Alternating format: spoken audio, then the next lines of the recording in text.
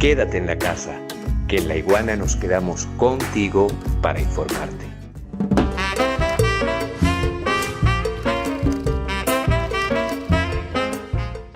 Ahora, democracia, sí, derechos humanos. Hay sí. otro tema fundamental que yo quiero hablar contigo, querido maestro, que es el tema de la integración nuestroamericana, el concepto de integración. ¿Por qué? Vimos, nos sorprendió positivamente a López Obrador en México, precisamente en la conmemoración de Simón Bolívar. Nos sorprendió López Obrador mandando al carajo a la OEA. Sí, sí, sí. Y propiciando otra vez los procesos de integración. Y aquí hay que hacer una reflexión. Bueno, los gobiernos de Hugo Chávez, de Lula da Silva, de Kirchner, de Evo Morales en su momento, de Rafael Correa, del Pepe Mujica, crearon un proceso de integración, UNASUR, Telesur, la Universidad del Sur, Petrosur, Petrocaribe, y se creó un tinglado que estaba reivindicando todos esos proyectos de nuestros próceres en el siglo XIX, que ya hablaban de la unión, de nuestra América, etcétera, etcétera. Pero al parecer nos quedamos, y es una autocrítica que hago desde la lealtad y desde la honestidad, nos quedamos nos dormimos en nuestros laureles de la integración, y salió un Álvaro Uribe, y salió un Piñera, y salió un Macri, teleguiados por los Estados Unidos a crear procesos paralelos de desintegración. Por eso, insisto con López Obrador y esta crítica al corazón de la OEA. Entonces, yo creo que otro concepto fundamental después de democracia y derechos humanos es el concepto de integración, que sé que para ti es muy importante y que, como se dice popularmente en Venezuela, le has echado mucha cabeza. Sí, claramente, porque fíjate, los libertadores, ¿verdad? De Simón Bolívar, claramente, Miranda antes, ¿no es cierto? La Simón Rodríguez, Colombeya, la Colombella, José ellos estaban, Martí. Martí, digamos, estaban muy claramente conscientes de que el proceso de liberación era continental o no. José de San Martín, en su estrategia conjunta con Simón Bolívar, Correcto. lo mismo, por algo él va, digamos, a contribuir a la liberación de Chile, a apoyar a los hermanos chilenos que estaban luchando en desventaja en ese momento contra el poderío español, y luego se mete nada menos que en Lima, ¿no es cierto?, en el corazón de lo que era el virreinato del Perú, y funda la primera biblioteca pública, ¿verdad? Él, tanto San Martín como Bolívar tenían una concepción, ¿verdad?, no solamente de integración supranacional, sino del papel fundamental de las ideas. Recuérdate que Bolívar, desde el comienzo de su campaña, le pide a Petión que le mande armas, pero le pide, mándeme también una imprenta que me va a ser más efectiva que los cañones que usted me puede mandar. Digamos, Bolívar estaba ya claro en la importancia decisiva, y él decía, más nos oprimen por nuestra ignorancia y por nuestras supersticiones que por la fuerza, claro. Y hoy en día sigue siendo válido eso, y por eso San Martín funda la Biblioteca Nacional, y por eso Martí habla de las batallas de ideas, de las trincheras de ideas más fuertes que las trincheras de piedra. Entre otras cosas, esas ideas tenían un eje fundamental que era el que tú señalaste, la integración de los países de nuestra América. Ellos tenían clarísimo ese proyecto, sabían muy bien, y Estados Unidos también lo sabía.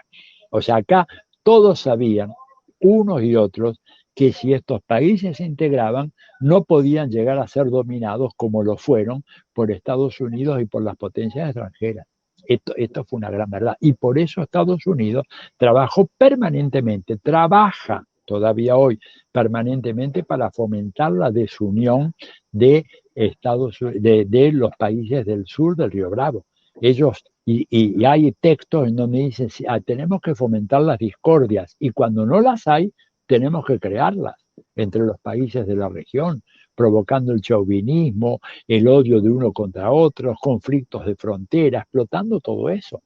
En ese sentido, los americanos han sido muy astutos y muy sabios, y han logrado hacernos debilitar en nuestro impulso unificador. Estos gobiernos que tú dices, Piñera, Macri, Uribe, etcétera, ¿qué fue lo que hicieron? Bueno, sabotearon totalmente a la UNASUR.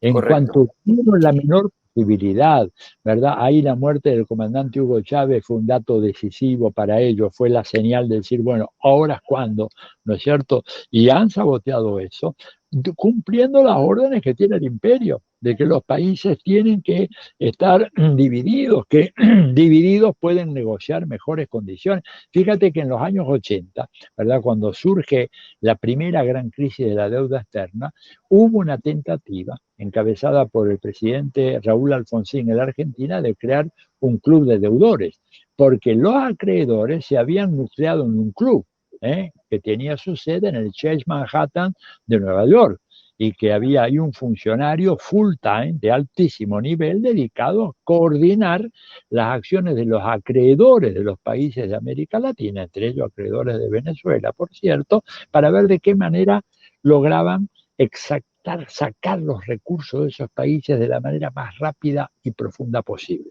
Entonces Alfonsín dijo, bueno, si hay un club de acreedores, sería bueno que hubiera un club de deudores. Y empezó a buscar aliados, pero lamentablemente no los encontró. ¿Por qué? Y porque en el año 83-84 tenías dictaduras militares en Chile, tenías dictaduras militares todavía en Uruguay, dictaduras militares en Brasil, ¿no es cierto? Gobiernos reaccionarios en Colombia, gobiernos de derecha radical en el Perú, gobierno militar en Bolivia. Se quedó solo el hombre, se quedó solo, nadie le hizo caso, pero además Estados Unidos ante esa ofensiva contraatacó y le dijo a Alfonsín, y le dijo a aquellos con los cuales, gobiernos con los cuales Alfonsín había hablado, quien se adhiera a un club de deudores va a ser tratado de una manera mucho más salvaje y cruenta que aquellos que están dispuestos a enfrentar responsablemente sus responsabilidades y a negociar sobre bases individuales la solución al problema de su deuda. O sea, un chantaje abierto completamente y brutal. ¿Te das cuenta? Bueno, esa es la situación en donde Estados Unidos siempre ha procurado esa división. Y te doy un dato más poco conocido. Cuando en 1948 también la Asamblea General de Naciones Unidas, que declaró el 10 de diciembre, el Día Universal de los Derechos Humanos, cuando esa asamblea aprobó la creación de la Comisión Económica de América Latina, de la CEPAL, Estados Unidos se opuso y votó en contra, porque Estados Unidos no acepta nada que pueda significar coordinación, encuentro, unión, ámbito común dentro de los países de América Latina. Los países de América Latina tienen que estar separados, aislados. Por eso ni siquiera una agrupación de economistas, es aceptable para los Estados Unidos. Es vista como un peligro. La CEPAL fue vista como un peligro. Imagínate tú en 1948. Pero esto define entonces la importancia estratégica de la Unión. Y por eso Chávez fue el gran arquitecto de la UNASUR, que logró lo imposible, que Uribe se incorporara a la UNASUR, porque Chávez tenía esa fabulosa capacidad de convicción, ¿verdad? Que le permitía hasta un granuja, un canalla, un bandido, un narco como Uribe, darse cuenta de que no podía quedarse al margen de un proyecto como ese. Y por lo tanto entró. Y ahora tenemos que recrearlo. Se está empezando. López Obrador está en eso, por supuesto Nicolás Maduro está en eso, Díaz-Canel también, Daniel Ortega también, Alberto Fernández a los tirones, porque acá hay una situación muy conflictiva, ¿verdad? Este es un gobierno muy asediado, pero avanza lentamente en esa dirección. Y me parece que de a poco los cambios que se vienen en Chile, yo creo que van a ir por ese lado. Lo que ya ocurrió en Honduras, que tú marcas muy bien, el triunfo aplastante de Xiomara Castro, que abre, mejor dicho, cierra un capítulo oprobioso en esa nación en donde hubo un intervencionismo norteamericano brutal. Fíjate que el hijo del primer presidente electo después que lo expulsaron a Mel Zelaya, está en cadena perpetua en Estados Unidos por narcotraficante y lavado de dólares. Y el hermano del actual presidente de Honduras, el que se llama Tony Hernández, el hermano, Juan Orlando es el presidente, está en un proceso exactamente que va a terminar con cadena perpetua por narco, lavado de dólares, evasión fiscal y todo lo demás. Esa es la catadura de estos defensores de la democracia, ¿verdad? Que desde Washington pretenden decirnos qué es lo que es bueno y qué es lo que es malo.